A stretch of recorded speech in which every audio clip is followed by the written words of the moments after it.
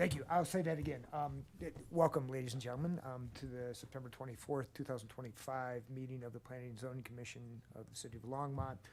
The first order of business, well, we have a very full agenda, which is why we're starting early. But the first order of business is roll call by, I have her title as Recording Secretary Jane Madrid. That's it. Chair Height. Who is present? Commissioner Lang. Here. Commissioner Boone. Here. Vice Chair Poland. Present. Commissioner Saunders. Here. Commissioner Earl. Here. Commissioner Arment. Here. Chair, you have a quorum. Thank you very much. Next on our agenda is to read the City of Longmont's land acknowledgement.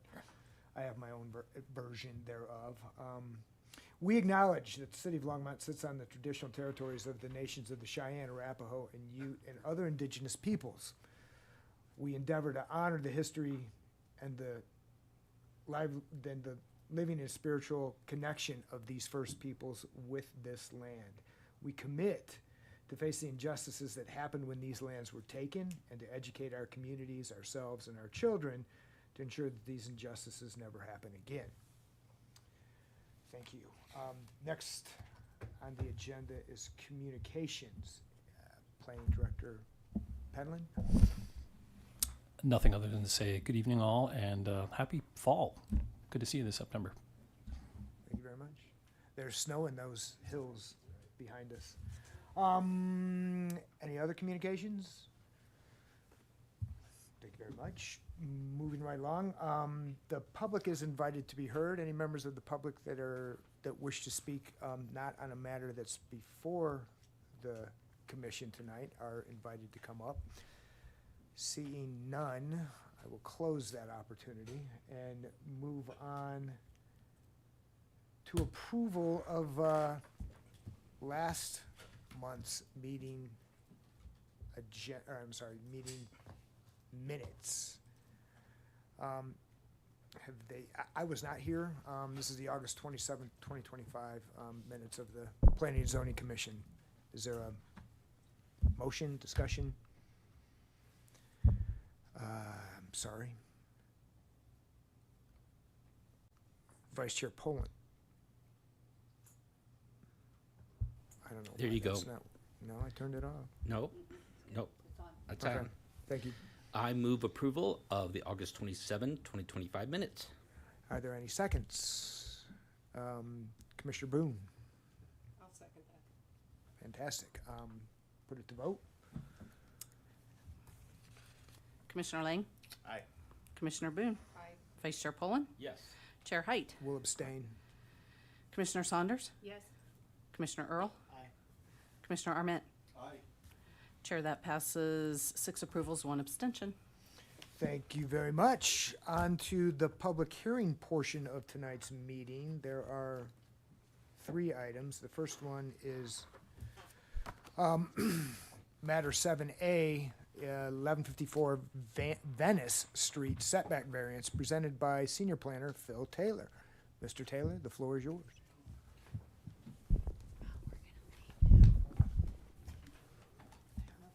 Oh, yeah, I'm sorry. To clarify too, this is a variance for which the Planning and Zoning Commission sits as the Board of Adjustment. The Board of Adjustment has 5 members. Any approval of the Board of Adjustments requires a supermajority. Planning and Zoning Commission consists of 7 members, 2 of whom Commissioner Saunders and Commissioner Lang are recusing themselves for this agenda item. Now the floor is yours. Thank you for that. Good evening, Commissioners. Again, Phil Taylor, Senior Planner. I am here to provide a brief overview of item 7A, which is a request for a setback variance. The specific request for this evening is a variance to allow a 5-foot front setback where 15 feet is required and a 5-foot rear setback where 6 feet is required for a proposed detached garage. The subject property located at 1154 Venice Street totals approximately 0.17 acres and is zoned residential single family. You can see from the image here that the subject property is a corner lot, so it is required to meet front setback requirements along 12th Avenue and Venice Street. You can now see the land survey plat for the subject property. showing the existing primary structure and its setback to all property lines. The next image here is a site plan showing the primary structure and the proposed detached garage. You can see the setbacks shown here are 5 feet from 12th Avenue, again, required 15 feet for front setback requirements, and then 5 feet adjacent to the alley. These are some proposed elevations provided by the applicant. And then a slide indicating that all required public noticing has been met.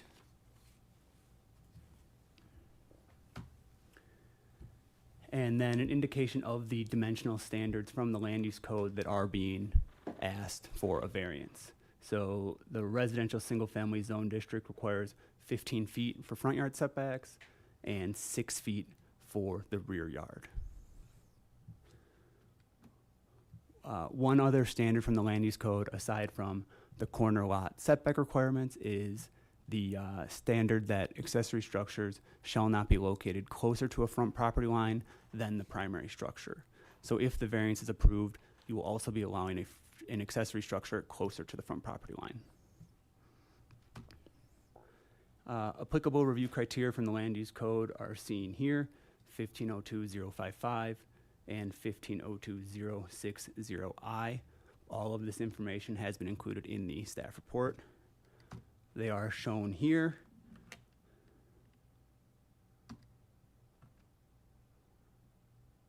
And then criteria specific to variances.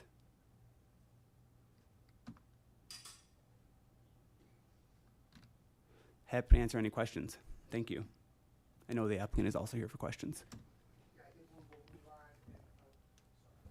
We'll move on and allow the applicant to make his presentation, or its presentation, sorry.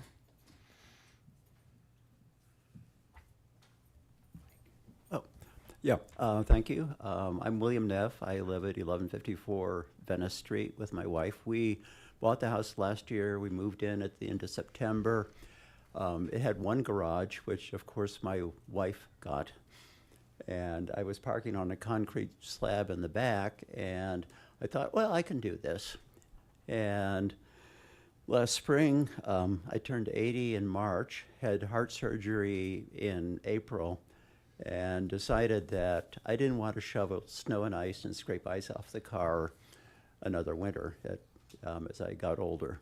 And so we worked with Republic Garages to try and fit a secondary garage in the back. The existing garage, the whole property was developed sort of hodgepodge, and with additions here and there, not necessarily up to code and so forth, and we didn't want to touch the existing structure, afraid of what we would get into. And so we looked at a freestanding garage, made it smaller than what had been proposed as for a typical garage, because I have a small car and it would fit into the smaller garage. Also, the back, we've re-landscaped most of the yard except for the back portion where the garage will go. There was a raspberry patch there that had gone to seed and was basically an eyesore for the neighbors and everybody else. And all the elm trees in the alley reseeded it with more elm trees, so there was actually blocking the view sight lines into the alley from 12th Street from the west. And so the plan is to re-landscape, put in the new garage, re-landscape, make it attractive, and not obstruct the sight lines turning into the alley. Turns out 12th Street, the property across the alley, does have a structure that obstructs that sight line, but from our side, we just decided to make it so that it was clearly unobstructed turning in, coming down 12th Street from the west. And so anyhow, so if you can help me not have to scrape ice and snow off the car this next winter, that would be, despite global warming, that would be really useful. So if you have any questions.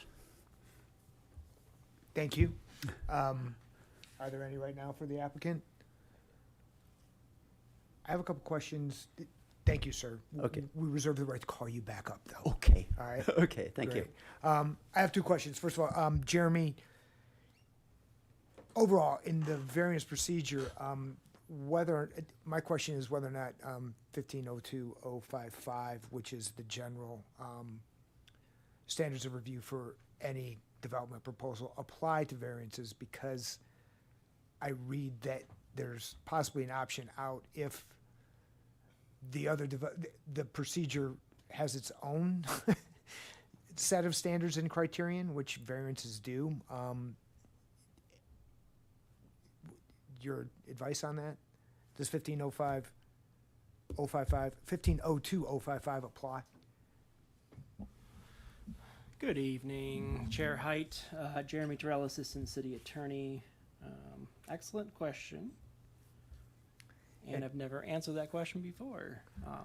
And what I'm looking at for your reference is 1502.0604, Yep. which says that the procedures for variances shall follow the corporate review procedures of 1502.055B, except with these following modifications. And then 1502.055 says 055 applies unless there are other conditions. And so it's not that big of a deal, but just for clarification, going forward, it's, do the general review criterion always apply for variances? So, Chair Height, I would say yes, it does apply. So the review procedure is talking about 1502.050B, which is the notice, applications, the DRC process, the neighborhood meetings. And there's nothing to the contrary within the additional review criteria for variances section that says the 1502.055, all criteria doesn't apply. So since there's nothing to the contrary, my opinion is that the commission should consider the criteria laid forth in 1502.055, which is the general review criteria for all applications, in addition to the specific criteria under 1502.060 I5A. Okay. Appreciate that. It's kind of where I was coming out, but I wanted to, Keep me on my toes. well, get your opinion, put you on the record. Mr. Taylor, next question is to you. Don't forget it's also a public hearing item. Oh, thank you very much. Before I get to that, though, it is a public hearing. Phil, there are no recommendations here, which is unique sometimes to variances. Do you have a position you could put on the record as to why planning staff doesn't make recommendations for variances? It is a good question that I'm going to throw to Jeremy. Thank you. Back at you. Good evening again, commissioners. So when it's considering a BOA and not tied to a development application, my understanding is planning development services staff do not provide a recommendation because it's the board's, or it's the commission's discretion whether or not it meets the criteria. Okay. So if it was tied to a development application, they sometimes would, but since this is a standalone variance request, they traditionally do not make a recommendation. Fair enough. And then Vice Chair Poland just reminded me that this is a public hearing to which the public is invited to speak and provide its comments, if any, to this variance. Are there any members of the public or any signed up? Seeing none, I will close that aspect of this proceeding and move back to questions for staff and the applicant. I have one more myself for Phil, which is that as I read the setback requirements for properties that face alleyways, in particular the front dwelling, or the front yard for a dwelling with an alleyway access, an alley garage access is only 10 feet. This particular property, I think the setback 20 plus feet, 29 feet. It could be set back 10 feet. And then as I understand the variance is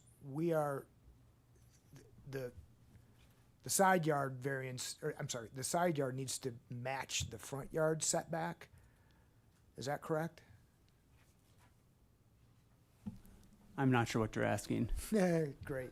Do you agree with me, first and foremost, that for a front yard with a alley garage access, the setback is only 10 feet wide. That's from the table 1503-0202 I'm gonna pull it up right here. Give me 1 second. included with your materials. The rear yard setback abutting an alley is 6 feet. Got it. I'm talking about front yard with an The- alley. The front yard with alley garage access is 10 feet, yes. 10 feet, great. And then I wanted to make sure I understood that the standard that we're seeking a variance from is that the side yard needs to be set back as far as the front yard is. They have to match. It should be behind the primary dwelling and meet front setbacks. Okay. But here the setback would be 10 feet. The It could be 10 feet. it could be 10 feet. Gotcha. All right. Fair But enough. they're requesting 5. And they want to move it to 5.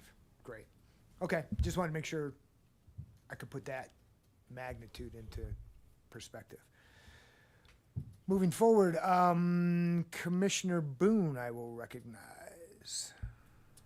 Thank you.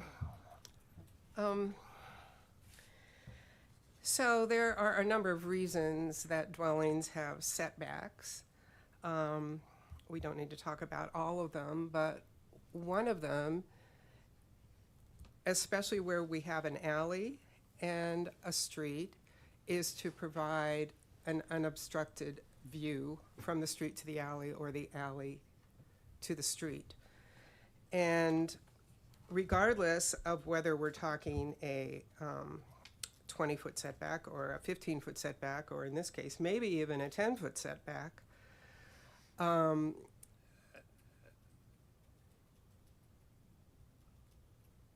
the bulk of that garage is in the triangle that is formed. Oh, I'm not explaining this very well.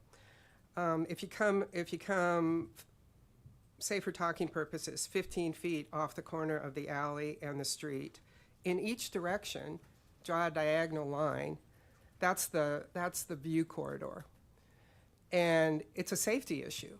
And the same thing applies to fences that are put in that location.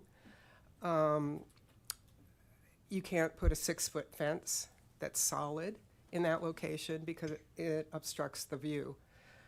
A building obstructs the view even more so. And I think the criteria for fences are they have to be under 3 feet high and 50% or 50% open, so that you still have a view corridor across the fence or through the fence. And with a building in that location, you don't have that. So for that reason, and I also realize that your neighbor across the alley is in violation. It is in violation of that code requirement, but we're not talking to them tonight. So for that reason, I'm not able to support this variance. I'm sorry. Thank you. Vice Chair Poland. Thank you. Mr. Neff, can you please come up for a quick second? Can you walk us through the way the house is configured, where the front door is, where the current garage is, and where the access to the garage comes off of? I assume it's the alley, but can you walk us through that real quickly? Yeah, we face, our front yard, as I always understood it, was on Venice Street. And then I'd never heard of the side yard setback on another street being considered a front yard. Okay, which is another, that's interesting. But anyhow, but I was out there when the young man from the city was out there looking at the sight lines, and he actually looked at the 12-foot diagonal sight line going into the alley, and we're not obstructing that. So we're not obstructing the sight line coming from the west on 12th Street, turning into the alley. And the garage we set back as close to the existing garage as we could, so we could get away from that obstruction. And the idea then is to make sure there's low profile material planted around on the 12th Street side going into the alley, so we're not obstructing these sight lines. But you are, if you just look at the site plan, you Yeah, are obstructing. Mr. Neff, so the garage is currently the entrance to the garage is currently the section that's 14.2 feet that's facing the alley, correct? Yeah. Okay, and then your front door is showing with a walk going out to Venice, right? Pardon me? The front door is showing a walkway out to, with a sidewalk out to Venice, right? Yeah. Okay, that's all I have for you right now. Phil? Or if I could say, in fact, recently, XL had to redo the street in front of us, dig it all up because of leaking gas lines. And you could smell gas all the way up and down along Venice Street. And my wife is harassed XL over and over again to solve the problem. It was actually in the water line in Venice Street, the access to the water line. It was above the combustible limit for gas fumes. And so they spent several nights reconstructing that gas line in front of the house. So we're trying to be safe. Okay, thank you. Phil, can you walk us through how the city considers this plot of land as far as what's the front yard, what's considered the backyard, and how it was mentioned that the area off of 12th is also considered the front yard? Can you walk us through what's considered the front yard for this particular piece of property? I can, yes. So as you can see from the site plan here, we have a front yard adjacent to 12th Avenue along the north property line, and a front yard adjacent to Venice Street. We have one rear property line adjacent to the alley, and then a side property line adjacent along the southern property line. And one additional point of clarification, if we have any questions about the vision clearance triangle or site triangles, we did bring engineering staff specifically to discuss that. So if there are any questions, we'd be happy to answer them. Okay, thank you. That's all I have for right now. Great. Jerry Boone, do you want to pull up anybody? I will recognize. Sure, if you have engineering staff here that can justify that this building is not within the sight lines as required by the development code, I'd love to hear it.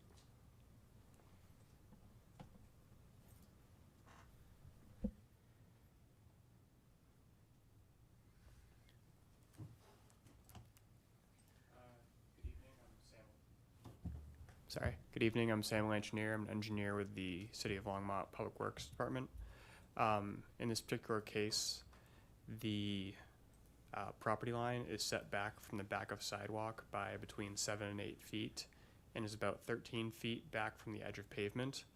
The site triangle is drawn from where essentially the paved paths of the street intersect.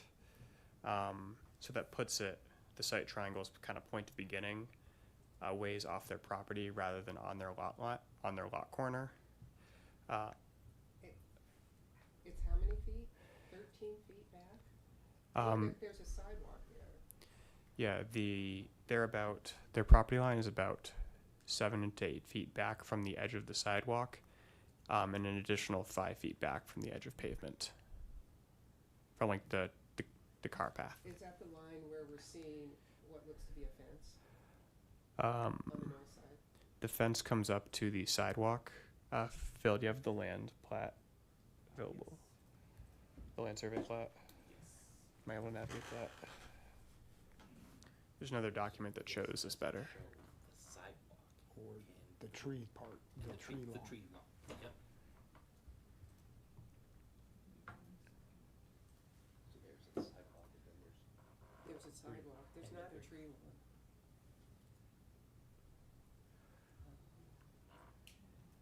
This is- sidewalk's 5 feet from the, Okay, so building. that's a sidewalk. Man, I'd like to see. Yeah, it's a little image there. picture of that. I don't think there's a tree line. So are they seeing that image now? Is there a way to share that? In the land survey plat, attachment 6.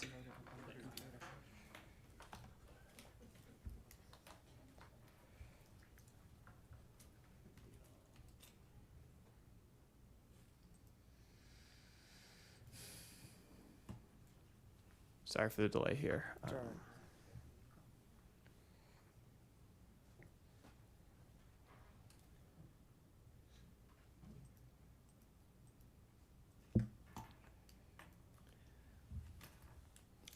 Jane, is there a way to access our materials? Because I It's think not- that I don't think it's in the materials in the packet. attachment 6 is a land survey. It is in the packet, yes. Oh, is it in the packet? It is in the packet, yes. Oh, Just not in the presentation. okay. Oh, sorry.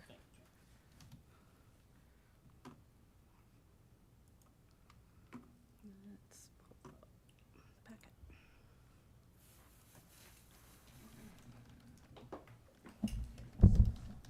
Grant, while we're talking about this, there are only a few neighborhoods in the city with these diagonal lots. Do you know their history or why? I mean, does it go back to the Chicago colony days? Chair, members of the commission, I don't know the history. I will tell you, historically, there was an era, and I believe it was probably about the time this neighborhood was developed, that it was popular to try to take advantage of sun exposure. So that very well could have been the rationale for the design, but beyond that, I don't know the specific history. That's the sun. Oh, no, where's the other tree? Yeah, and while I have a live mic, yeah, to clarify, there is not a tree lawn per se. It is curb line, sidewalk, and then landscaping.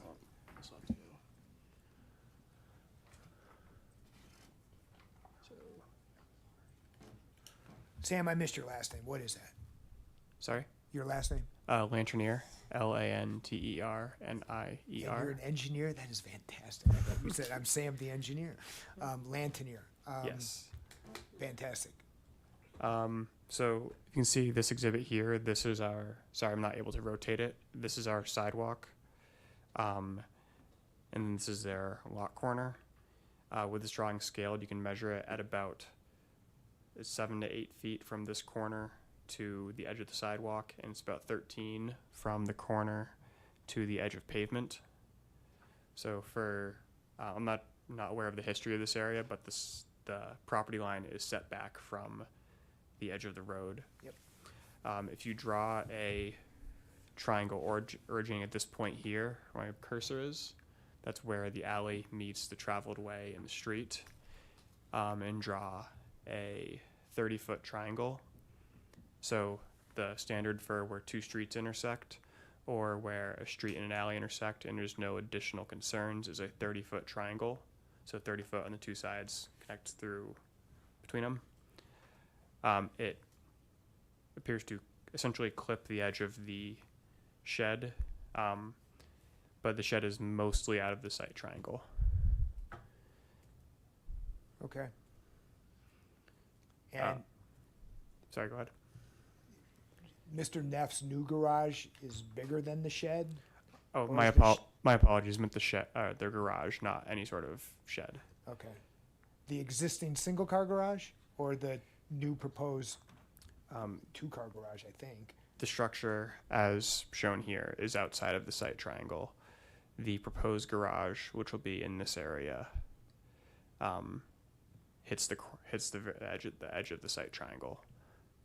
Do you know by how much?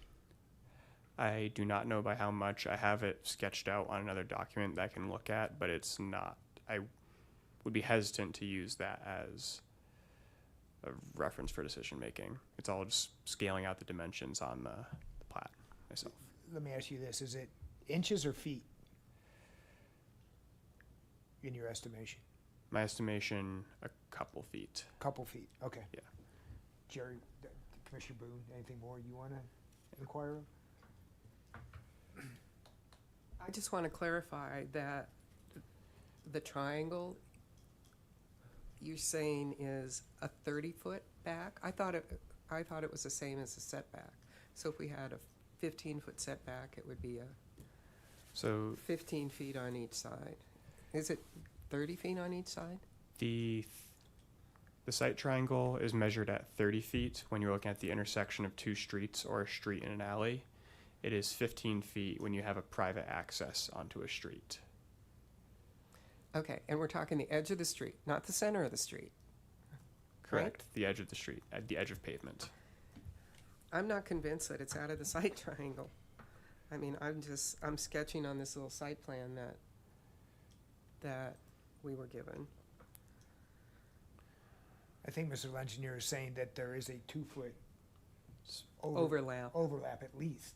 at Or least. approximate. It's Approximate, small. I don't have the number Yeah. calculated out. yeah. Okay. I mean, if it really is that small of an encroachment, the garage conceivably could be made smaller. I don't know what the constraints and the size of the garage are, so I'm not. It's comfortable. 15 feet by 18 feet and a one-car garage. That's a pretty big one-car garage, but. I think it's a 2-car garage, Mr. Neff? 1-car garage? Okay. I don't know. That was erroneously sketched. I realize that. very Okay, easily. that's all I've got for now. Thank you. All right, thank you. Commissioner Earl? Thank you, Mr. Chairman. All right. Phil, I'm trying to make some sense of this, and I apologize. So I'm looking now at the land survey plot that we have up there, and I'm trying to understand the setbacks. The communication to the Planning and Zoning Commission referenced 15 feet setbacks on both Venice and 12th. Based on the chair's questions before, it sounds like that should be 10. Is that correct? That we should be looking for a 10-foot setback on both?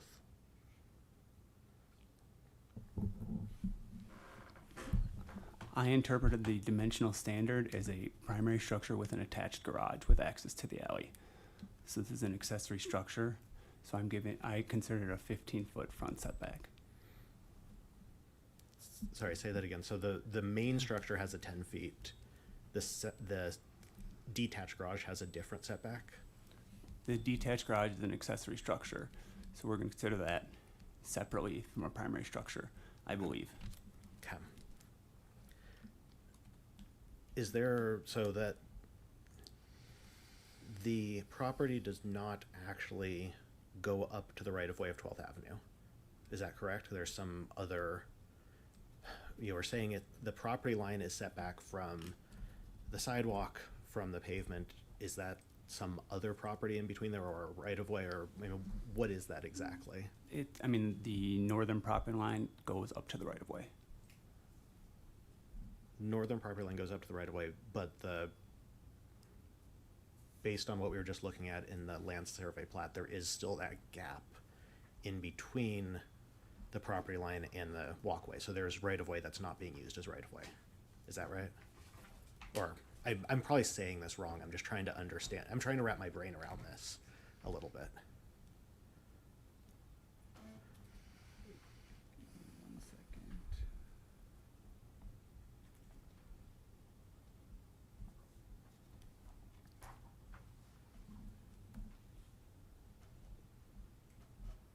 Okay.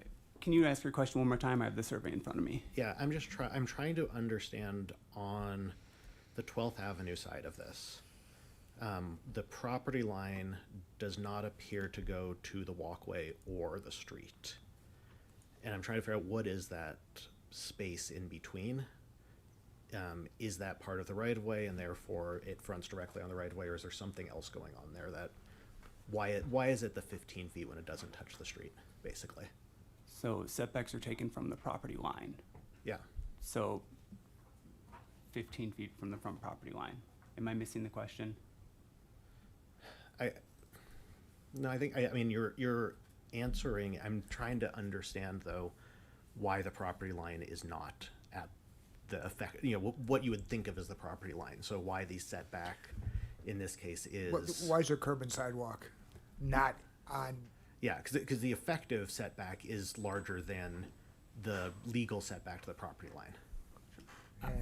It is an old subdivision. I cannot speak to how they platted the right of way. Fair enough.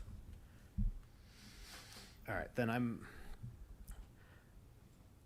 trying to go through my brain the criteria evaluation we have and the review criteria for variances. And where I'm getting stuck here is,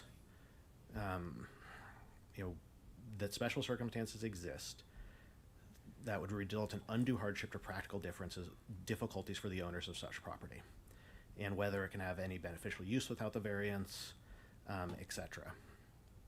And whether it can be addressed for some means other than a variance. I understand the applicant wants to have a detached garage because there's potentially questionable construction on the house, and getting into that may open up a whole other can of worms.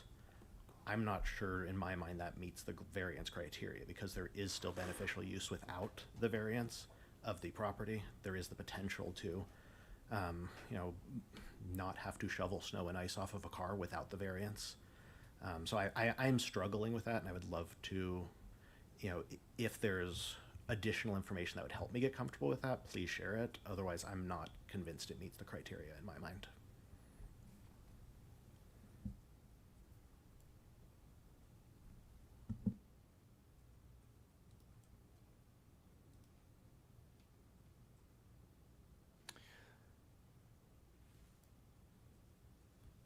I am so sorry. Did you want to answer? I think the question was posed to you. Yeah. Phil, if you don't have an answer, I'm going to move on. Or the applicant. Or the applicant too. I mean, Mr. Neff, do you want to try to answer that question?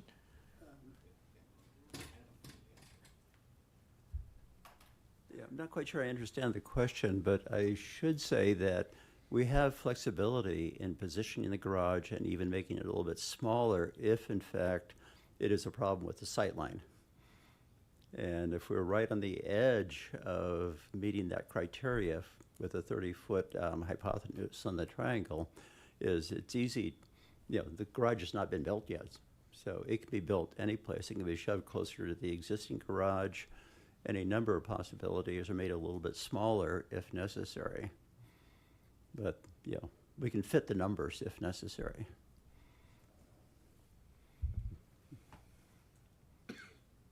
Commissioner Mott, I'm going to recognize you. Okay. So, looking through the factors listed in 1502-060-15A, the one that stands out to me for this evaluation is whether the standard could be addressed through some means other than a variance. And so, sorry, you just went sat down, Mr. Neff. My apologies. If I could ask you a question. What alternatives have you explored to a variance? And why were those avenues, if you did explore other avenues, why were those deemed not viable and a variance deemed necessary? Did you look at other options or?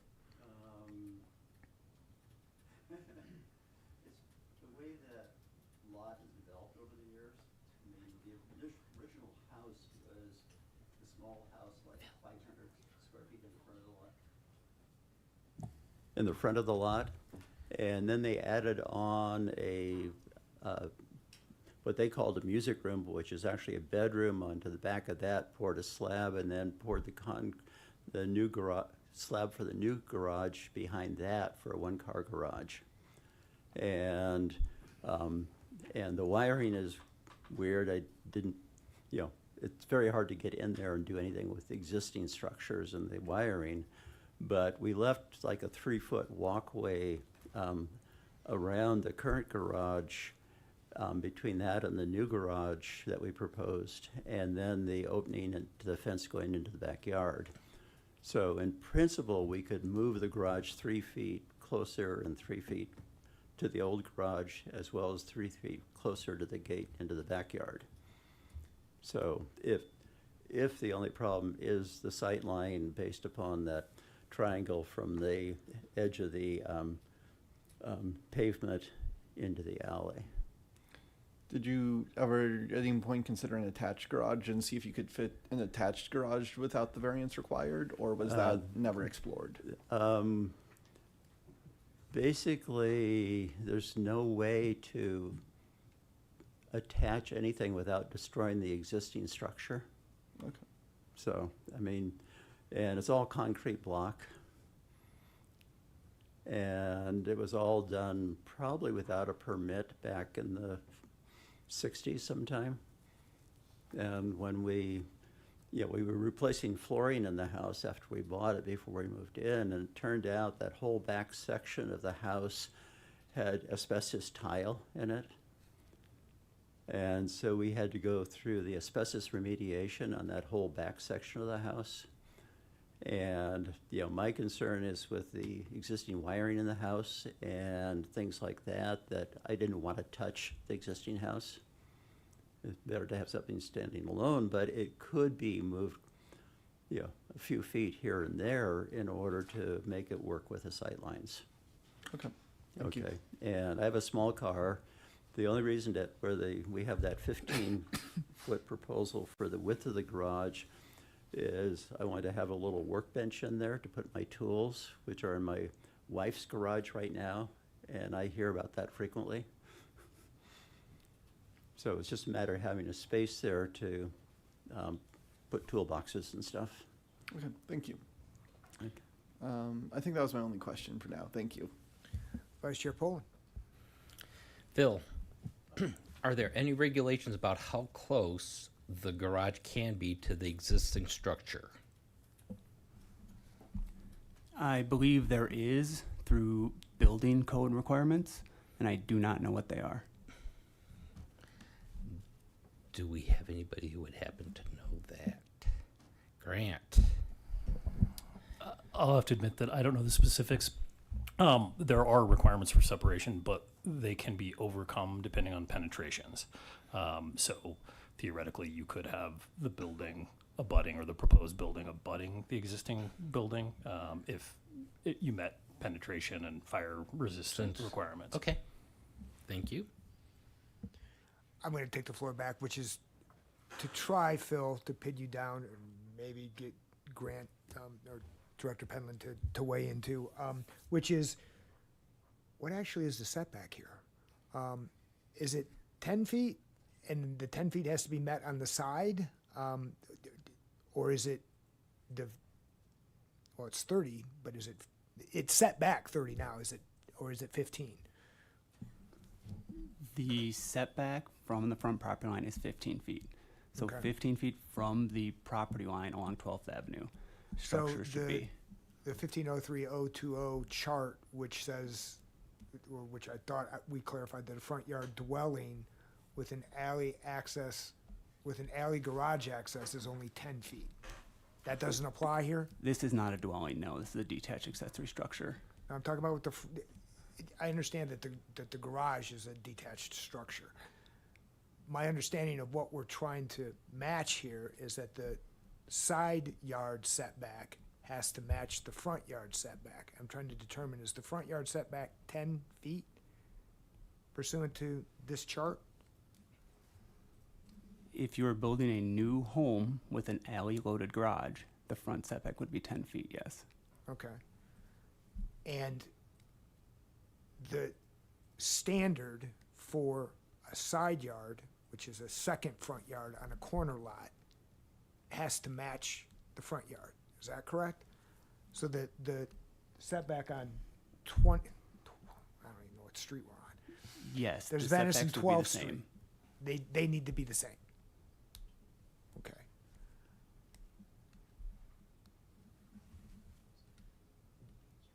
The standard is 10 feet if it were a new house. The standard is 10 feet if it's an old house? I mean, if he wanted to rebuild his house, he could build up to 10 feet. Correct. If Okay. alley access, yes. And this is an alley access garage, correct? Correct. Does it have to be attached or can it be a detached? Does that differ? So if you were building a new primary structure, the garage would be attached. Would have to be attached. We don't allow detached garages? We do, but it'd be considered an accessory structure, not privy to the reduced front setbacks. Ah, okay. So that's where you come in, that it has to be 15 feet. Correct. Even though it says 10 feet, this would be an accessory An structure, accessory structure on a which corner takes it lot. out of the 10 feet, back to 15 feet, which is a front yard dwelling. Correct. And to confirm here too, this garage that Mr. Neff is proposing squeezed in now at 5 feet. Yes. Okay. Mr. Neff, can you get it to 10 feet? Can you move that garage another 5 feet closer to your house, away from 12th Street? Well, you can't move it 5 feet, but can you get from 5 to 10 for the setback? Yeah, can you get a 10-foot setback? We're just nullifying your request, basically, by that question. I mean, by combination of moving the garage closer to the house, in both directions, and by maybe limiting the length of the house from 18 to 17 or 18 to 16. The garage. not The house, garage. Yeah. Yeah, no, we could squeeze it down. Then you don't need to talk to us. If you can get it to 10 feet, 10 feet from the 12th Street. 10, I think the garage right now is, I'm sorry, from the property line on 12th Street. Oh, yeah, never mind. I am talking out of the side of my mouth. I apologize. It is 15 feet. Never mind. Well, the sightline still exists. I mean, is the major issue just the sight line? No. No. Commissioner Boone. So we want to be careful not to get confused that the setback for the buildings are from the property line, and the setbacks for the sight lines are from the street. And that's a different point. Yeah. So if you were to move it, say you can get it within 2 inches or something of the existing house, you're not going to get your setback to the building unless you make it smaller. But if you made it smaller and moved it, you could get there, and then you wouldn't need a variance. And that's separate from the view line, which is measured from a different point.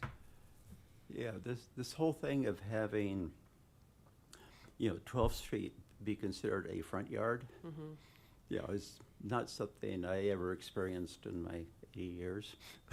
Well, don't think of it as a front yard. It's just that the setback needs to match the front yard. It's Yeah, the same yeah. standard. And you'll see that all over, Yeah. you'll see that all over town. I mean, Yeah. there's lots of corner lots that Yeah. have this kind of a situation, that have to preserve sightlines and have bigger setbacks. It's common. Yeah, it's just that currently if you go down the alley, okay, you don't have that problem. It's just because of 12th Street being there. Yeah. Yep. So can we just tear up 12th Street? Have you thought about putting this garage in front? There's no way to put it in the front of the house. Because One, that's where the utilities come in, the water lines, the sewer lines, and the gas line. And so there's no way to, we just had everything dug up out there before it exploded. Phil, is that even possible? Can you even get an access permit off of Venice for a garage? I think if he moved the garage to the other front property line, he would probably still require a variance. I can't speak to curb cuts along Venice. Well, he's more than 30 feet back, and he only has to be 15, and his garage is only 15 feet wide. Possibly he gets it in there. If you looked at that, other than rerouting utilities, or building over utilities. Others? Questions? Comments? Motions? I mean, I assume this whole thing with the sight lines is a safety issue, which I would take seriously, i.e. being able to pull into the alley and not be blind to something in the alley that you try and avoid hitting. Okay, and so, my argument would be is if we can meet the sightline requirements, what's required to do that? In terms of the size, structure, and location of the one-car garage.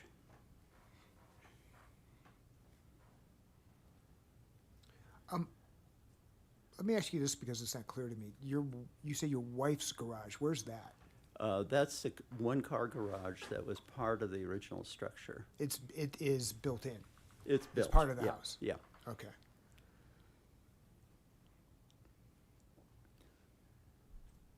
Does your garage fit into the the knockout? I don't know how else to describe it. Along 12th Street, the house is wide, then it gets narrow, then it gets wide again.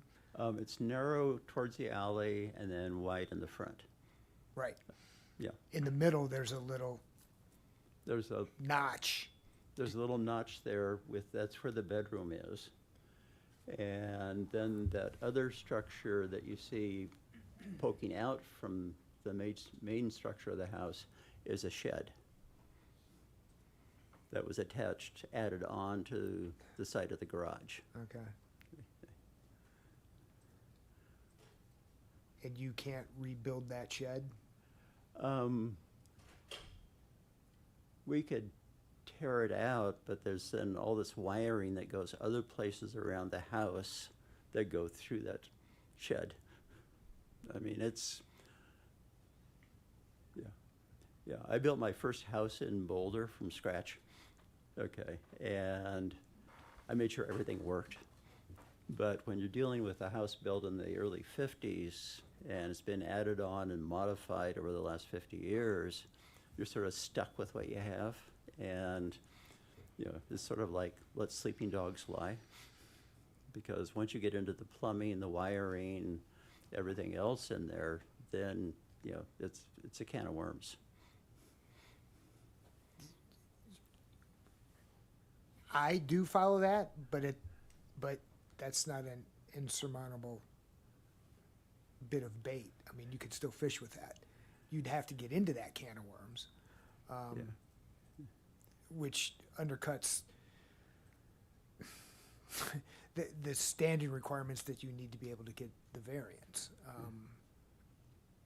You present a tough situation, sir. Yeah. Mm-hmm. And, we moved from a, house with 3 levels and all these stairs. And, my wife insisted on moving to a house that had just a single level because the dog and I were getting old. And, we've been trying to make do with it. But I don't know what else to do other than to, make the garage smaller, make it squeeze in, meet, the requirements. The requirements are 15 feet setback. Yeah, and that's going to be tough for you with this, a standalone garage. You're not going to be able, in this corner, you're going to have to lop off 10 feet of it without a variance. Without a variance, yeah. Right. No, there's no way to do it without a variance. Right. Okay, but what's practical right now is that back section of the yard is a bloody mess that, needs to be, basically redeveloped to make it, functional and attractive to the neighbors. Right now, it's a weed patch, a tree patch, and just needs to be cleaned off with a big bulldozer because it is ugly. The rest of the property we've totally re-landscaped and made looking really nice.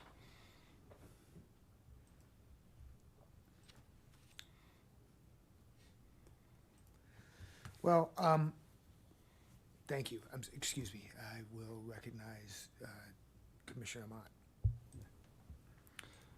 Okay, so I was looking at and this is just for my own clarification, I was looking at table 15030202, and I do notice at the bottom, it says refer to 1504040 for accessory structure standards. So I'm curious why we're using it, the 1503020, if, from my understanding, this would be an accessory structure, so would we have to be using the 04040 for the setback standards? Or maybe I'm not following something there. We're gonna follow both. Okay. The 1504040 does not lay out specific setbacks for accessory structures. Okay. Okay, thank you.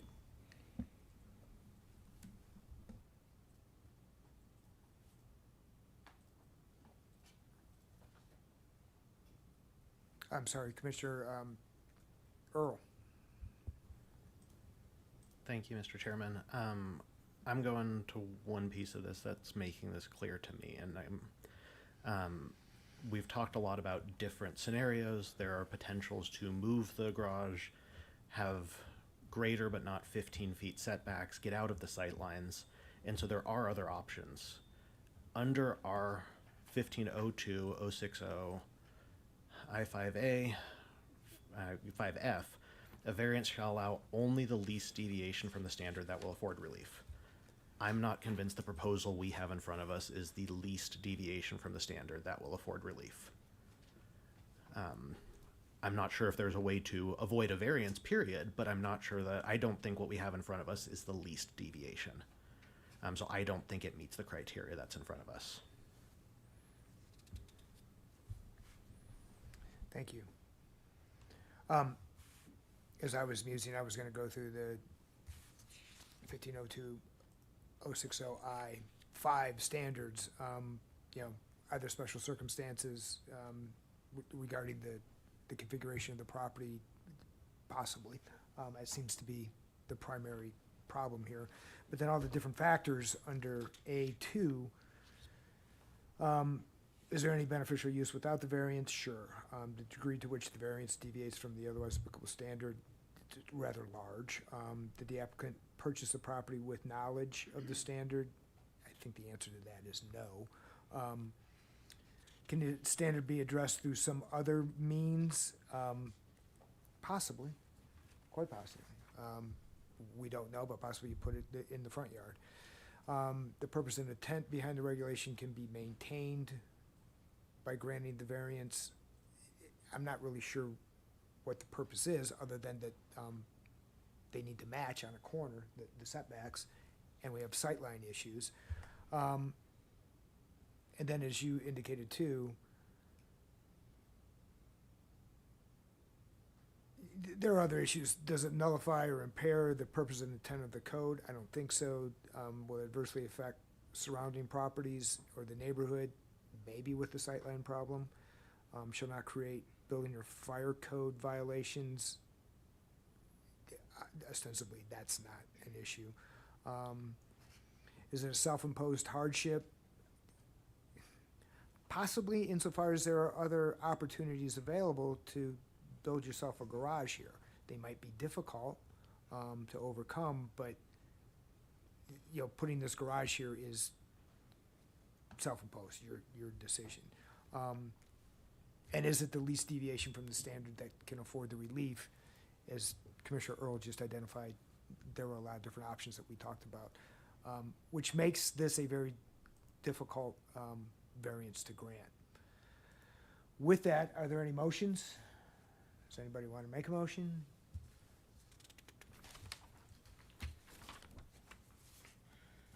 Shall I make a motion?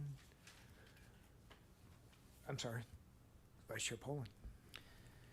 I move that we deny this with PZR 2025-11C, a resolution of the Planning and Zoning Commission denying a variance, allow 5-foot setback where 15 foot is required, And a variance to allow a 5-foot rear setback where 6 feet is required for a proposed detached garage located at 1154 Venice Street.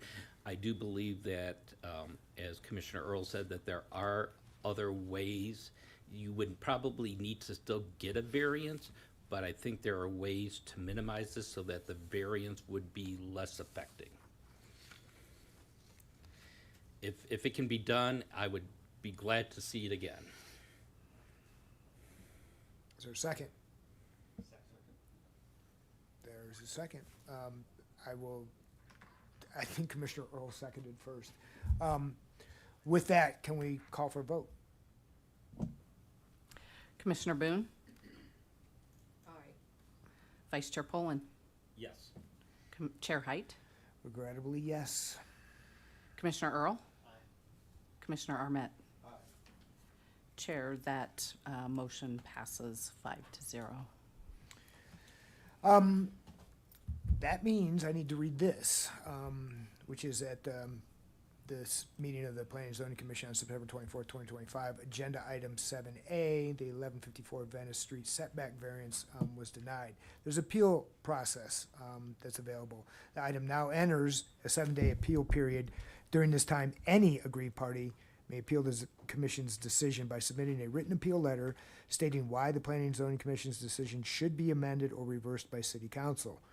All appeals must be in writing and must be received by the City Clerk's office and the Planning Department and the Planning Office, within the 7-day appeal period. The appeal period begins tomorrow at 8 a.m. and ends Wednesday, October 1st at 5 p.m. Thank you. Moving on to agenda item 7B, 700 Weaver Park. Sorry. Oh, yeah. The rest of our commissioners can come back. And we will start agenda item 7B. Could it, he could torque it and have it be like this. And still have a door that would get him in there. He could get to his setback. Again, we're starting agenda item 7B, 700 Weaver Park Road, conditional use site plan, contractor shop in an existing building. Senior Planner Taylor is presenting again. Good evening again, Phil Taylor, Senior Planner. Here to provide a brief overview on a request for a conditional use as a contractor shop. So as introduced, the request to consider is to allow a contractor shop as a conditional use in an existing building. Per section 1504020, a contractor shop is a conditional use in the mixed-use employment zone district. The property is located in the Weaver Business Park subdivision at the intersection of Weaver Park Road and Primrose Court. You can see 3rd Avenue to the north of the subject property and Rogers Road to the south. As we zoom in on the subject property, it totals 1.043 acres, and it is zoned mixed-use employment, which matches the envisioned Longmont designation. The most important information on this screen is to know that an approved site plan was done for this property in 1984 to construct the building as seen here. This is the approved site plan from 1984. And if this conditional use is approved, staff is recommending a condition of approval to require the applicant to bring the site into conformance with this approved plan. So things like restriping an ADA parking space and planting any deficient landscaping on site would be conditions of approval. When I look at this and then look at that, I think they did pretty good. It's generally in conformance with the approved site plan from 1984. So again, the subject property is considered a land use designation of mixed-use employment, which promotes a diversification of older employment areas, encouraging a greater variety of employment spaces, and provides flexibility for adaptive reuse of existing industrial buildings. Uses that are considered for this area include small-scale manufacturing, processing, wholesaling, storage, office, and flex space. So you can now see the definition of a contractor shop from the land use code.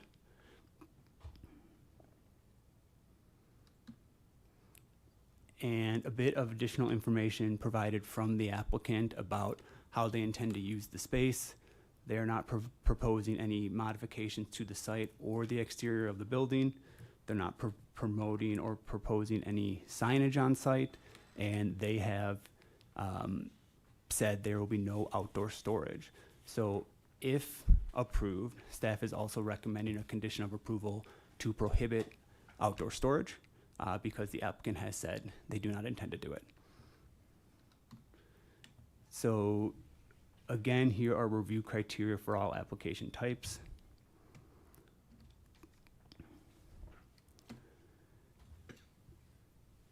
There are 3 options to consider this evening.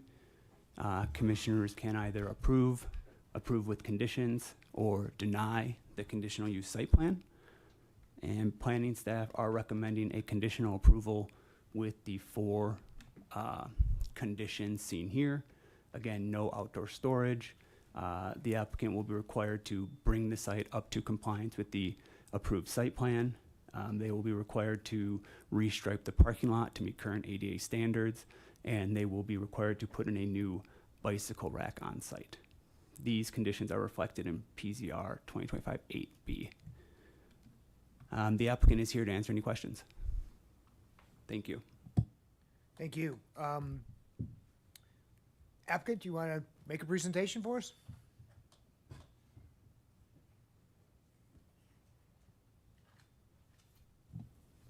Commissioners, thanks for having me. I'm Corey Cash. I'm the president of Sentinel Management and Touchstone Commercial Building Services. I really don't have much to add to the presentation that Phil made, but I am here to answer any questions or concerns you might have. Thank you. This is a public hearing. I will invite the public to comment if it wishes to. There being Recording Secretary Madrid indicating nobody has signed up, and I'm not seeing anybody in the audience. I will close public invited to be heard and open the matter to the floor for commissioners to ask questions. If they have any, you can sit down or stand up. Mr. Cash. Anybody? I'll start. Phil, the no outside storage, would they otherwise be allowed to have outside storage other than they indicated that they didn't need to? Yes, this use would be allowed to have outdoor storage. Okay. With that, I'll turn the floor over to Commissioner Earl. Thank you, Mr. Chairman. All right, so Phil, quick question. In your presentation there, one of the primary uses for this zoning was, it was something like light manufacturing. I don't remember exactly the technical term that was used there. What is the definition of that, and how does it vary from what we're talking about with a contractor shop? I mean, I recognize there's a technical difference in the code. Practically speaking, what's the difference between those? I am happy to pull up the definition. Give me 1 second. Thank you.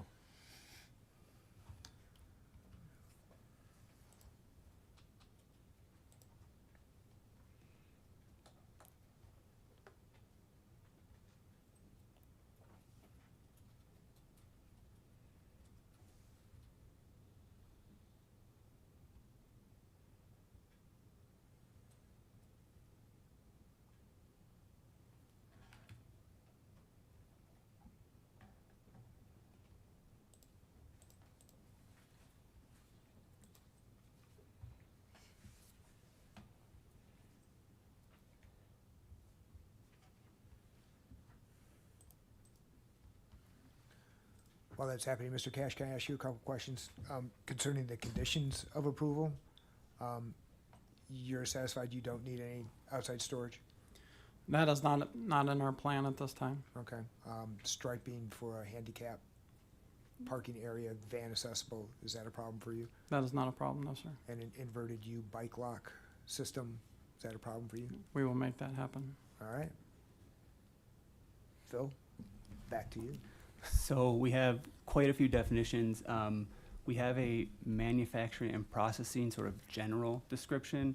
We have an artisanal manufacturing, light industrial, and medium industrial. I don't think we have a medium manufacturing but I'm happy to review any of those. Do I can read all of them? No, I don't want you to read all of them. I'm sorry. But That seems like way too much. But in general, the use definition for manufacturing and processing, it says uses in this category include all transformative processes, regardless of whether or not the new product is finished or semi-finished. This use category includes the manufacturing, processing, fabrication, packaging, or assembly of goods. Natural, constructed, raw, secondary, or partially completed materials may be used. Products may be finished or semi-finished and are generally made for the wholesale market, for transfer to other plants, or to order for firms or consumers. It goes on. Would you like me to continue? No, I mean, Okay. I think that They're not manufacturing really on site. No, I know, well, understood. I mean, if I do understand correctly, it's foreign. Is it an HVAC contractor? If I can answer that, please. Yes, please. So just to clarify, Touchstone is a facility service provider, and part of what we do is service commercial building HVAC units. So we are not your typical HVAC construction contractor. So we are not fabricating ductwork on site every day. We generally service commercial rooftop units on premises where they're located, not at our shop. So our shop is really to store materials to go out and change filters, change belts, service, compressors, etc. And we have electricians. We do the same thing. We're changing LED lights, servicing electrical needs for commercial customers. We are not fabricating anything on site. What does happen inside? Just storing materials? Storing material or maybe preparing to go out to a project and do something, but we're not a cabinet shop. We don't have machines where we're building cabinets. We might have a table saw because we might need to cut whiteboard, down to size or something like that. But it's all custom, one-off type things that our customers might need. I mean, so the reason behind the question is, it sounds like you are acting as a contractor shop. You are doing less impactful things than is allowed in the zone for something like the industrial uses that is specifically allowed.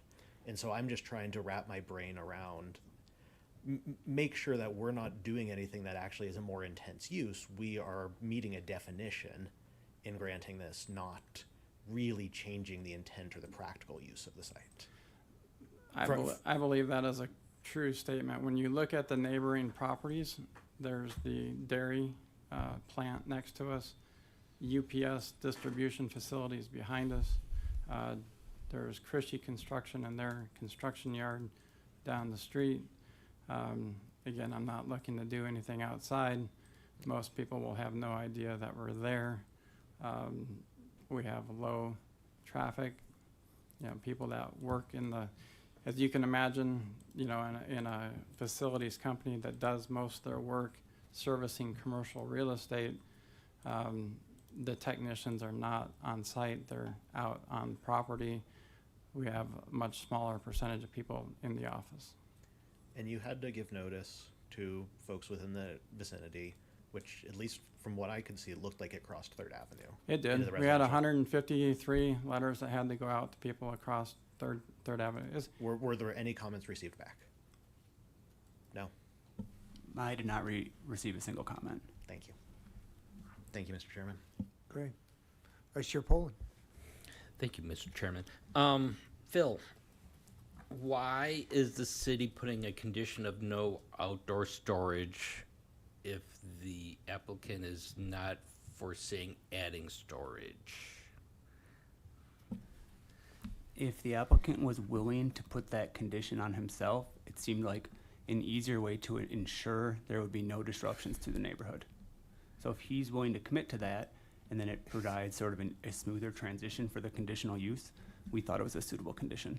Okay, but it is allowed. It would be allowed. Yes, And I'm assuming that there's probably areas where they wouldn't require variance to add a shed. They could add a shed without having come before us with a variance. yes. Okay, and if in the future they want to add a shed, what is the process for that? And does this prevent them from coming in the future? So I may have misspoke. An expansion of a conditional use would require to come back. Okay, so if in the future they want to add a shed, they would have to come back one way or another. Correct. Then I don't see why we need 1602. I understand that it would make things kind of flow maybe easier, but if he's not planning to do it right now, and if he's going to do it at some time, they're gonna have to come in and take another swing at us. I don't see why we need to add that as a condition. I'm all for the other three conditions. I just don't see a need for 1602. Looking forward to hearing from other commissioners their feelings on that. Commissioner Boone. Thank you. I agree with Commissioner Poland. I don't think we need that number 2 condition about outdoor storage because, well, first of all, this is an easy ask for the applicant, in my opinion. And they don't need outdoor storage now, but it is allowed in this zone for this use. So I don't think we need to put that as a condition. And that way, if things change down the road, you don't have to come and see us again. No, he still has to come see us. Not if he's not building a shed. Oh, It- not if he's not building. Yeah, if he just has, I don't know, HVAC units sitting outside or whatever.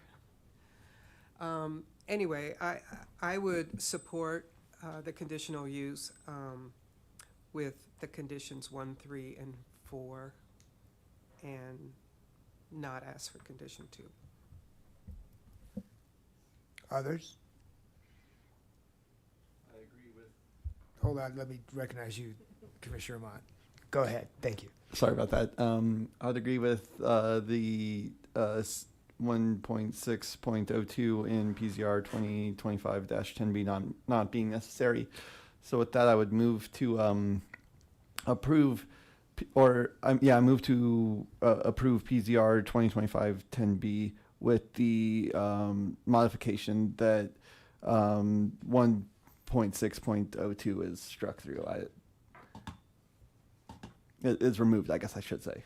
Okay. Vice Chair Poland I'll second. will second. Shall we vote? Any further comment before we vote? Recording Secretary Madrid, poll us. Commissioner Lang. Aye. Commissioner Boone. Aye. Vice Chair Poland. Yes. Chair Height. Yes. Commissioner Saunders. Yes. Commissioner Earl. Yes. Commissioner Arment. Aye. Chair, that passes unanimously 7-0. Fantastic. Again, reading this this notice of the Planning and Zoning Commission's meeting at September 24th, 2025. Agenda item 7B, the 700 Weaver Park Road conditional use site plan contractor shop existing building was approved. And now this matter now enters the appeal process. The item has a 7-day appeal period. During this time period, any aggrieved party may appeal the commissioner's decision by submitting a written appeal letter stating why the Planning and Zoning Commission's decision should be amended or reversed by City Council.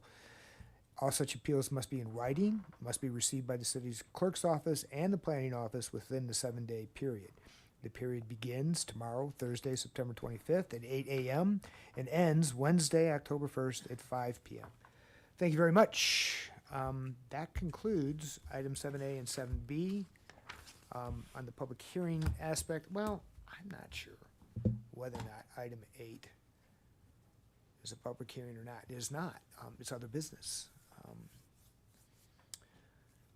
Agenda item 8, recycle code updates being presented to us by Senior Environmental Sustainability Planner Zach Blazek. Hi, Zach. Good evening, Chair, Commissioners. Just one moment while I pull up my presentation.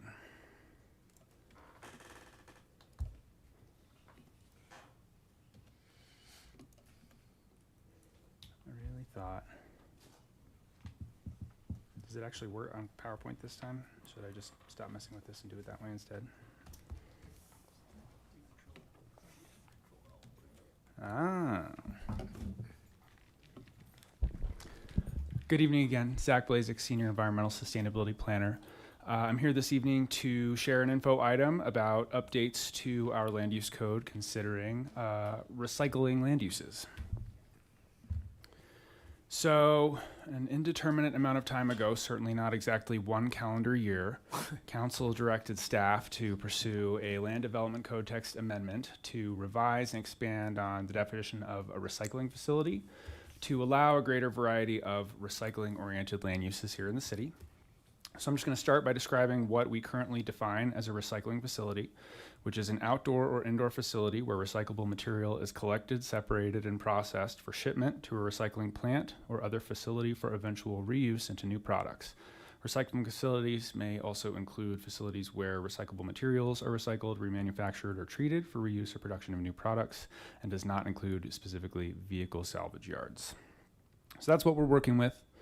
Right now, that use is permitted in the mixed-use employment and public facility zone districts. And that's again by a conditional use review. So to summarize, here's how we are making changes to the code. There are going to be 2 new use categories, which are collection facility and processing facility, and 4 new land uses that'll go in the table. That's a small collection facility, a large collection facility, a light processing facility, and a heavy processing facility.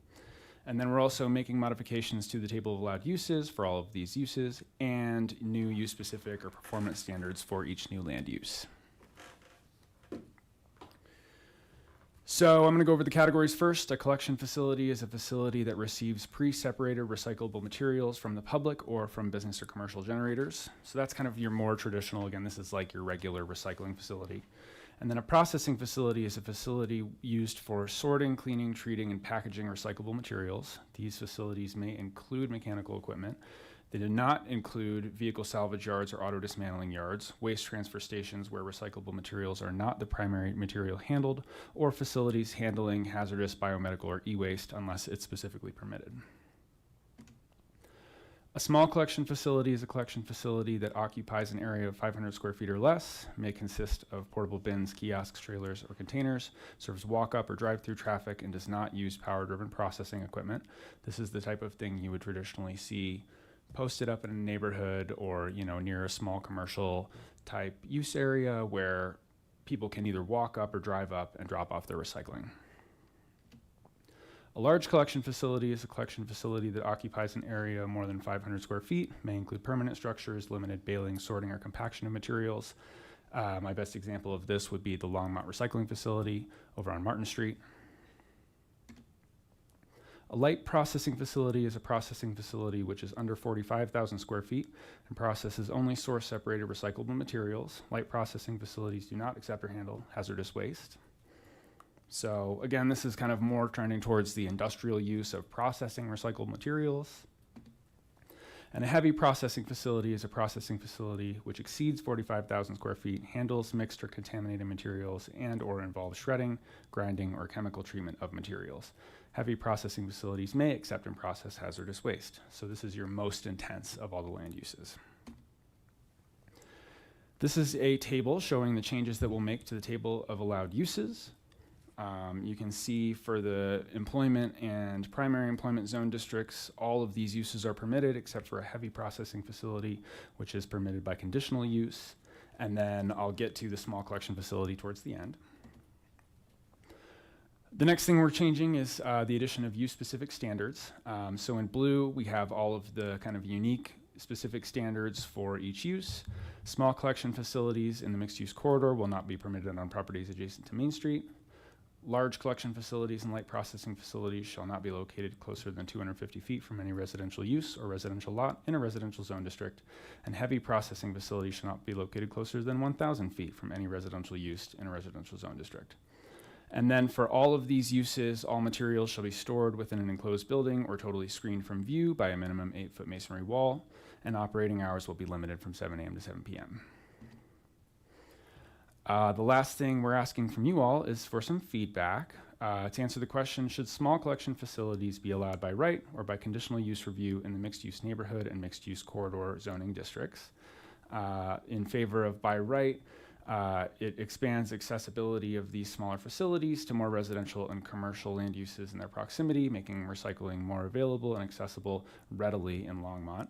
On the flip side, conditional use allowances may provide the opportunity to apply a more unique condition to each site or require a more comprehensive evaluation.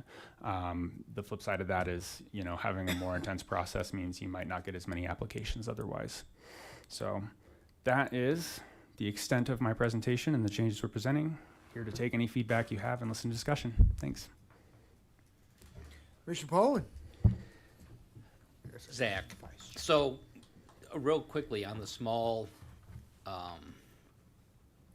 site drop-off area, you're basically saying 500 square foot, which is 10 by 50. I'm trying to think of the size of a bin that would be placed in an area like that, because it's not a building. It's just kind of, as you said, probably just setting up a bin to collect recyclable stuff. And I'm trying to think why we wouldn't want to allow that by right. And it's already not along Main Street, right? Correct. And what's the other condition that? That's the only one specific to small collection collection, facilities. just It's along Main the, Street. It's just the screening and the operating hours otherwise. I'm okay with it being by right. That's. I guess we can maybe take this one at a time. If we can just knock out the small collection facility and just see what other people think, if that should be by right or conditional. And that, therefore, if somebody wanted to put up a 10 by 50 bin, they would have to come to us for that? If it were conditional, yes. Okay. Looking forward to hearing other opinions. I got a question about it. I'm sorry. I will recognize Commissioner Earl before I chat on. Thank you, Mr. Chairman. You would have been fine to go ahead, but thank you.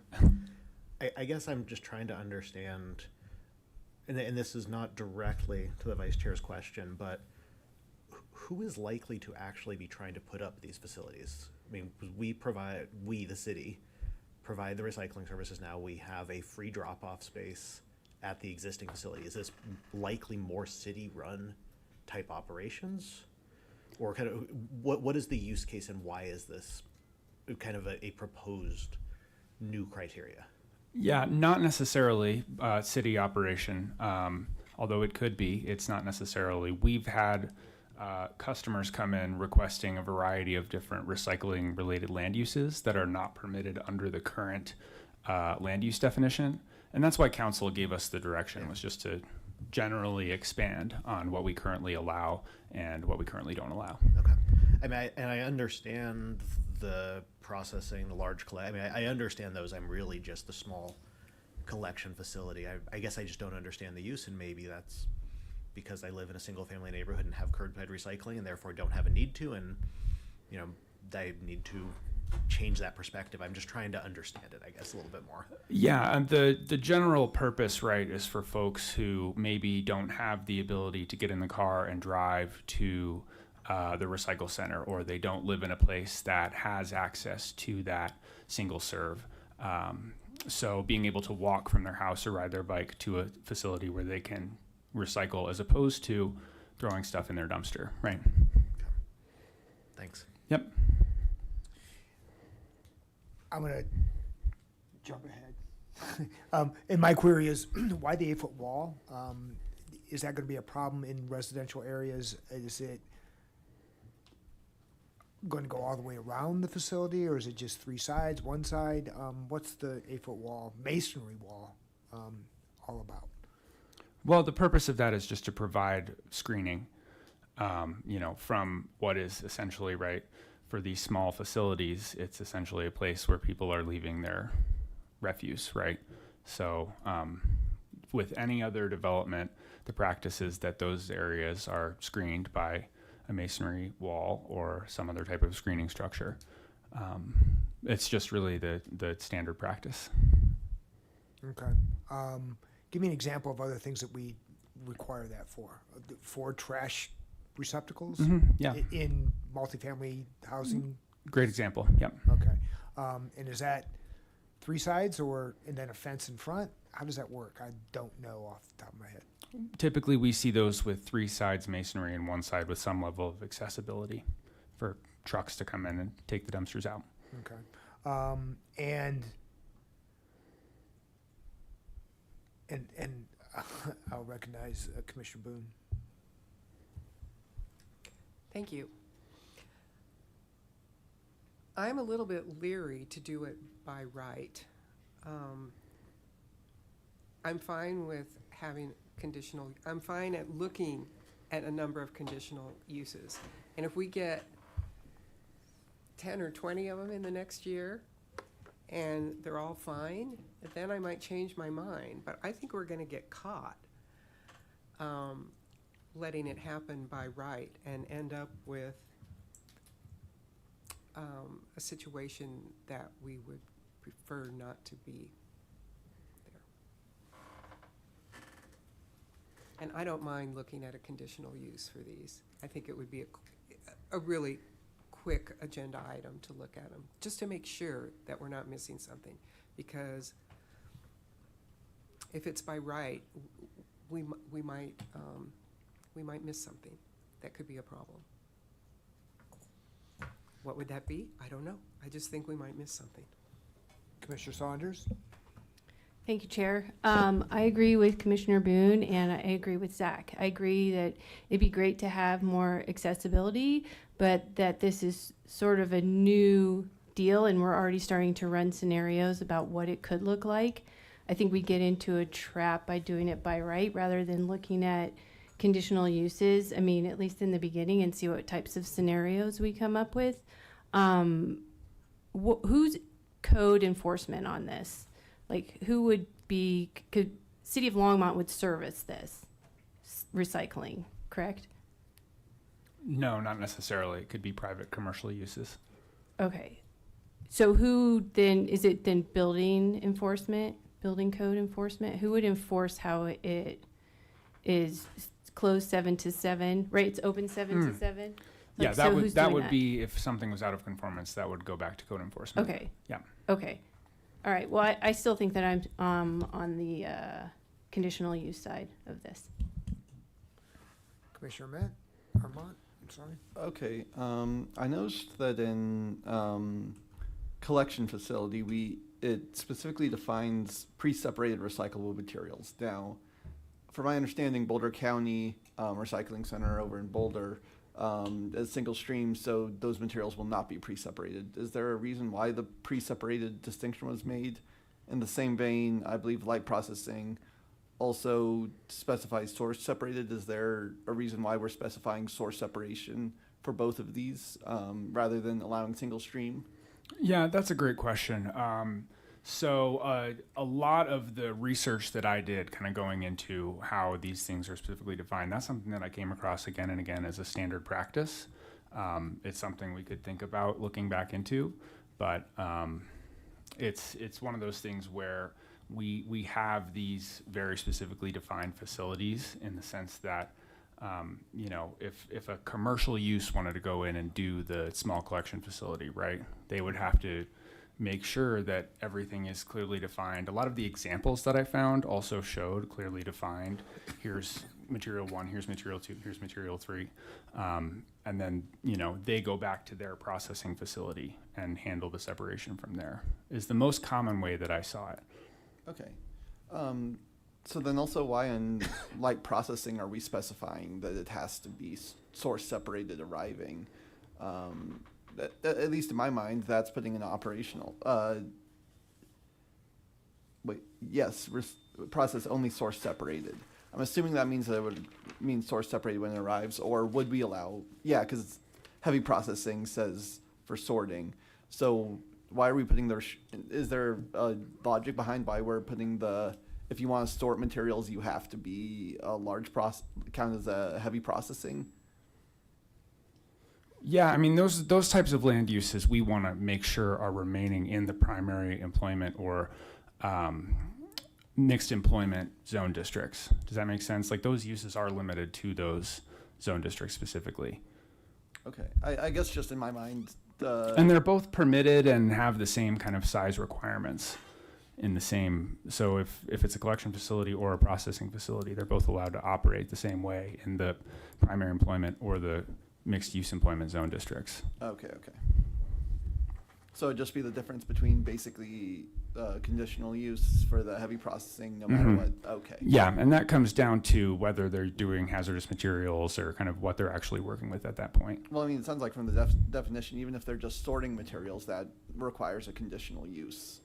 If it's greater than 45,000 square feet. What if it's less than that and they're sorting? Because light processing specifies source separated. I think it can be both. Because it says process is only source separated. So in my mind, that would mean that the materials would have to arrive at the facility source separated.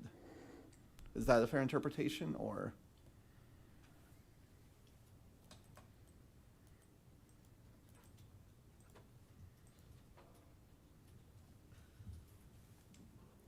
Yeah, I think that's a fair interpretation.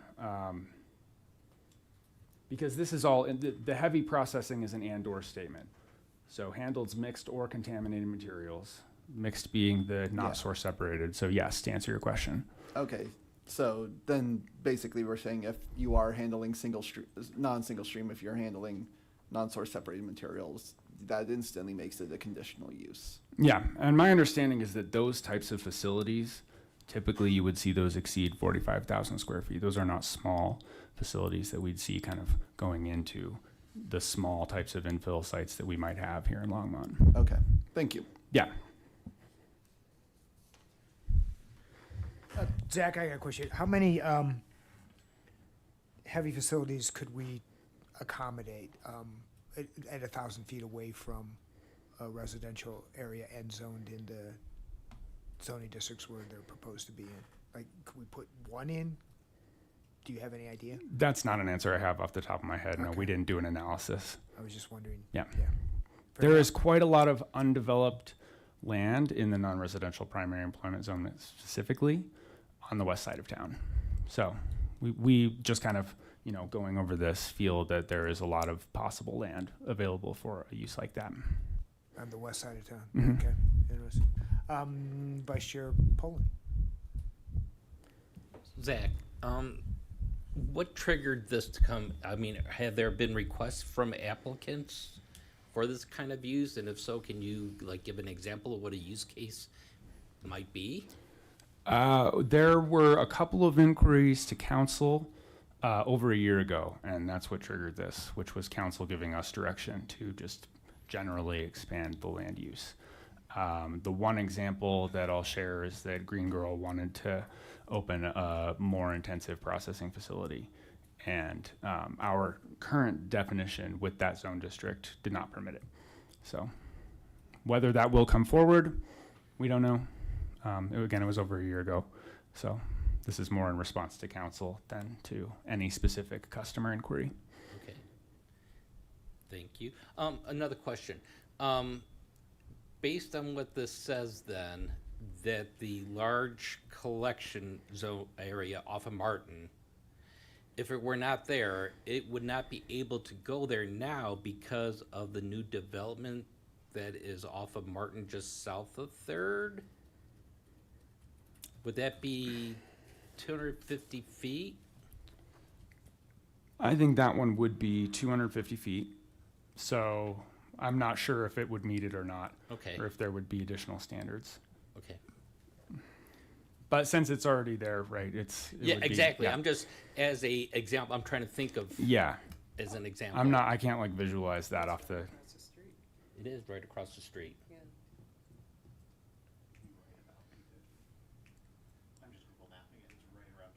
Okay. Because there is a building between the recycle center I think there's and the road. the train tracks on one side or the other. It might be on the other side. I might be. I think the recycling facility's on the north side of the tracks. I think I got that wrong, Yeah. but yeah, there's some level of separation right now. I'm just trying to get in my mind Sightline problem. an example. Okay, that's all I have for right now. We picked 250 for that one, again, simply just based on industry standard. Not because of any existing facility here.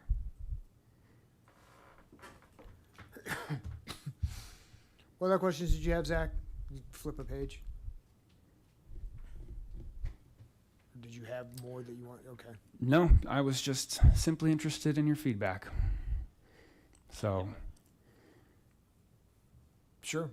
Keep going. So would this then be for the, I'm getting back to the small collection. Would this be similar then to, let's say, a storage shed kind of application? So that if somebody doesn't have that currently and they want to put it in, let's say somebody wants to drop in a 10 by 50 bin to collect leaves or something, do they have to come, do they just go to the director? How does that work? Because it's kind of a change from the site plan, correct? If they want to drop one of these onto a site?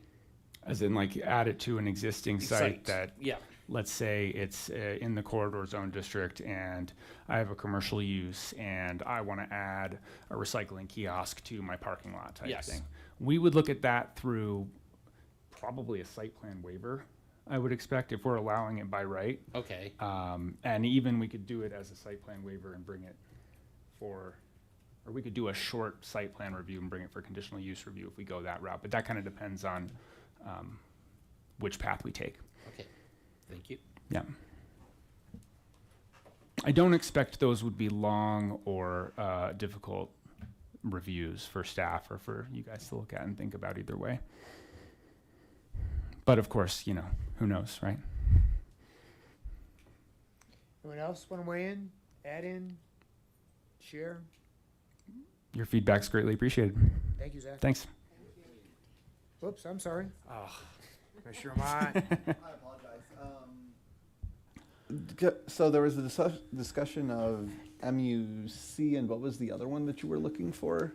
MUN. Yeah, mixed neighborhood. Both of those are kind of more adjacent zone districts to where we would traditionally see residential zoning. Okay. Yeah, I'm trying to remember because I know MUC generally is pretty light on residential, right? But MUN, I believe, has more. Is that the distinction there, or?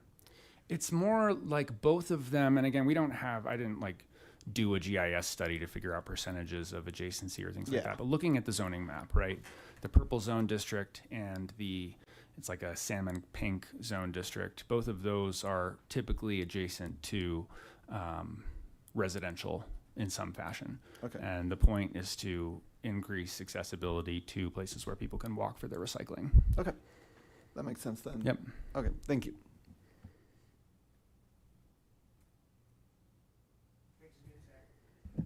Anyone else?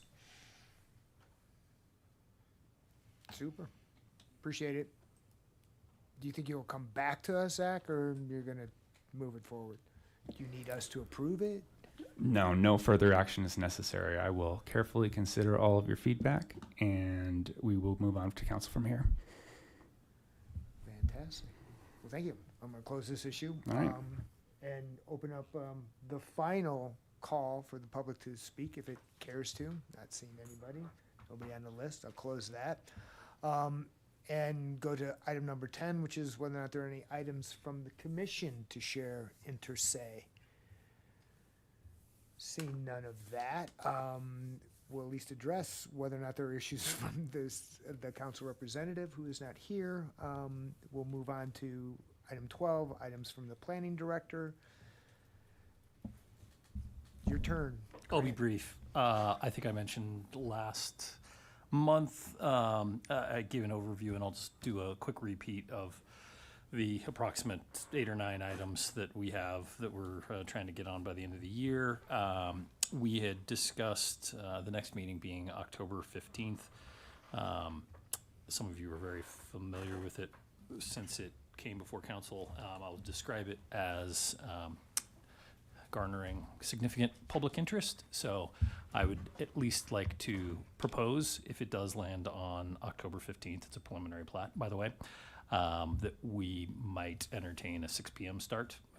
Can't predict, of course, what that looks like, but I thought I would throw that out there. And then just to roll through kind of the remainder of the year, what we're looking at, as I mentioned last time, October 22nd, again, the second meeting of the month would be 2 conditional use site plans. November 19th, we did contemplate an annexation, but it looks like that is going to get pushed out. Don't know the exact date, and it may not hit in this year. It may get moved to the next. And then the only meeting in December that we have scheduled, 1 conditional use site plan, and then also 1 code amendment. So referring to both November and December, some of that might get adjusted to accommodate again that annexation that I noted won't likely be in November. So if we could shift the code amendment, depending on timing, that might happen. But again, going back to the 15th, if again the commission would entertain an early start, at least like to get Would feedback. that be the only item on that agenda? That would be the intent. Yes, absolutely. 6 o'clock's not too difficult for me. Others? 15th? I think we're gonna need it. I don't know it, but if it's gonna be contentious, and yeah, and not wanting to go till midnight, I would, 11 o'clock's better than midnight. I would not be sad to be incorrect, but just planning for it. That's all I have. Good enough. Thank you very much. Legal counsel, you want to talk? No. Appreciate it. I think we're adjourned. Thank you all.